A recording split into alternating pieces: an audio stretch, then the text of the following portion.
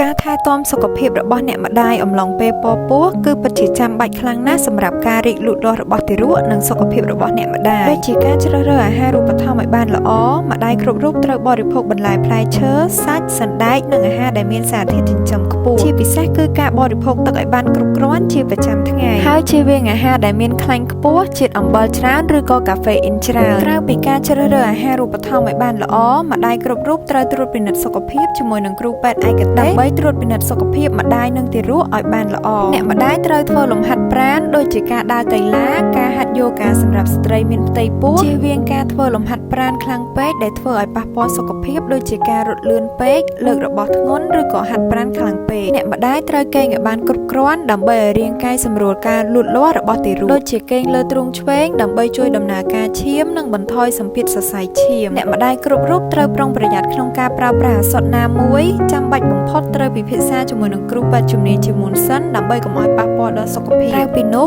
ការថែទាំផ្លូវអារម្មណ៍ពិតជាមានសារៈសំខាន់ខ្លាំងណាស់សម្រាប់សុខភាពរបស់អ្នកម្ដាយនិងទារកផងដែរ